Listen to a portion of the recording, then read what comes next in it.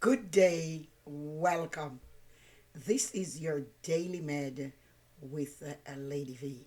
We just want to look at some of the millennial and eternal changes that will take place. As we will see from Isaiah chapter 65,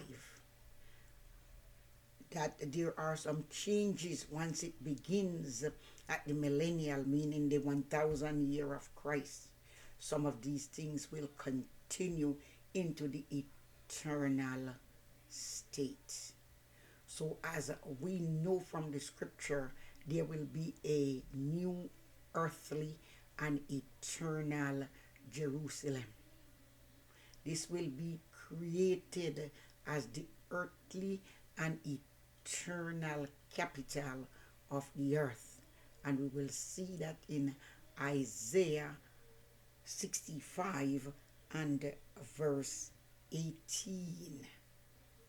It says to us, "But be ye glad and rejoice forever in that which I create. For behold, I create Jerusalem a rejoicing, and her people a joy." So we know that we will also have eternal Israel. We will have eternal rejoicing of Israel for the eternal city, Jerusalem. Verse 19, "And I will rejoice in Jerusalem and joy in my people. And the voice of weeping shall be no more heard in her, nor the voice of crying." So here he is saying, no more weeping, no more crying. And we will have this also in the eternal state. God rejoicing eternally in Israel. Eternal removal of all weeping and crying in Israel and Jerusalem. Eternal changes, as we will see in length of life. The Bible tells us no more an infant of days, but an infant of years, nor an old man who will not live out his days. Verse 20 of Isaiah 65.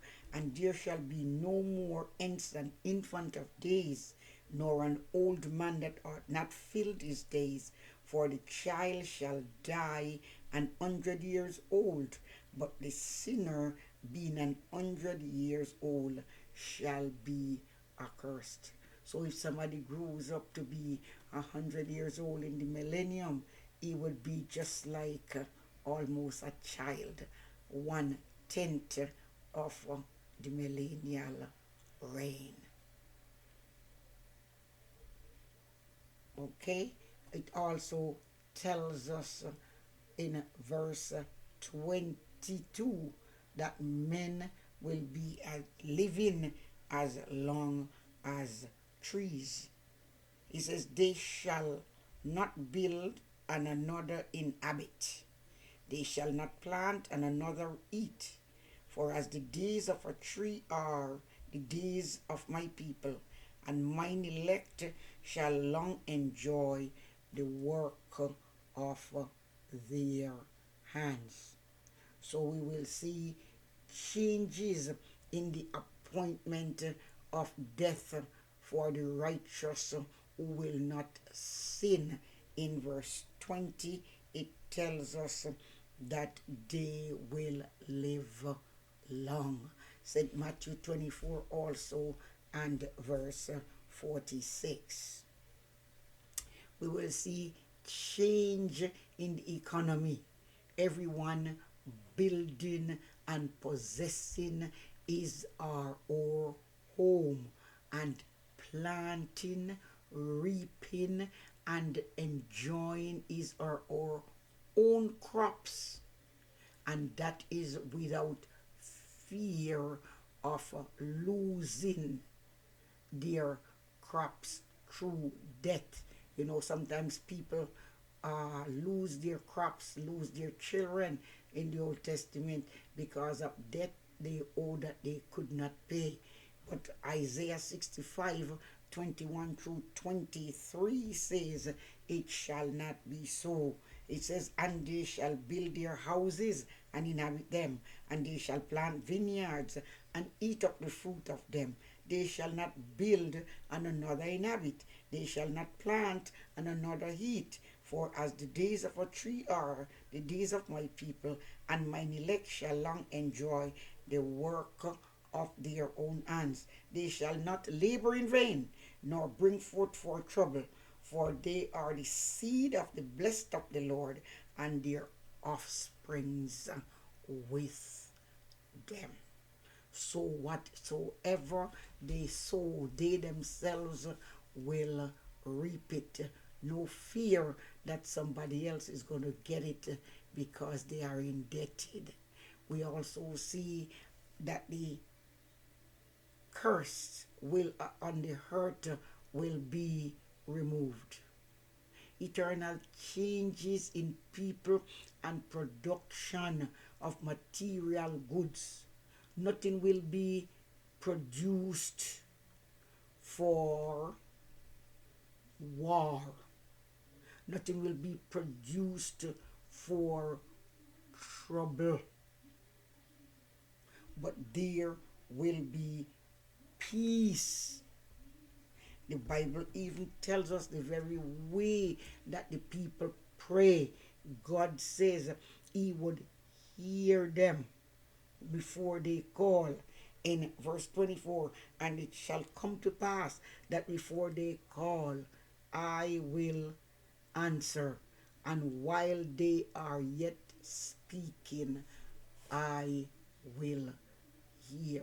So even when they pray, there will be a change because God will answer even before they finish speaking. Isaiah also tells us that the weapons of war will now be used for agricultural purposes because there will be no more war.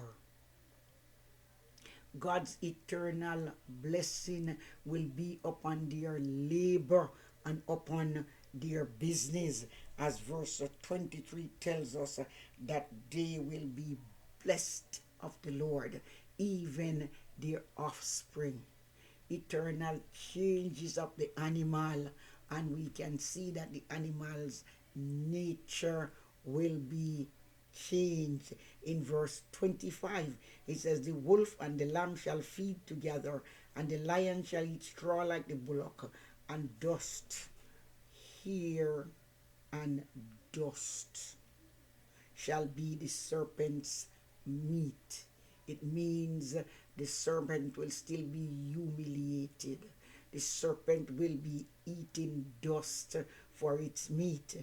They shall not hurt nor destroy in all my holy mountain, saith the Lord. So the animals will not hurt anyone. The animals will not destroy anything because there will be eternal change. And we see change in prayer, change in business, change in how they are blessed. The Bible tells us of eternal change in society. And it says, none to hurt or destroy in all God's kingdom. So it will be a kingdom of peace, as we say. It will be a kingdom of prosperity. It will be a kingdom of security. It will be a kingdom that when it is set up, some of the things that happens in that kingdom will continue into the eternal state. We know that while the millennial kingdom is here, there is still going to be death, because those who do not obey the laws of God will be put to death. But in the eternal state, there will be no more death, no more sorrow, no more crying, as Jesus Christ will be amongst them. And he said he will wipe all tears from their eyes. So there's going to be no sorrow, no crying, no death in the eternal state. But as we look at a few of the millennial and eternal changes, I trust and hope that we will understand from the scripture what it is saying to us. Once the millennial kingdom is set up, the reign for 1,000 years, it sets up now the blessings even more that will be earned or inherited in the eternal state. God bless you. Thank you again for watching. Please like, please subscribe, please share. And don't forget to visit my YouTube channel, Daily Med with Lady V.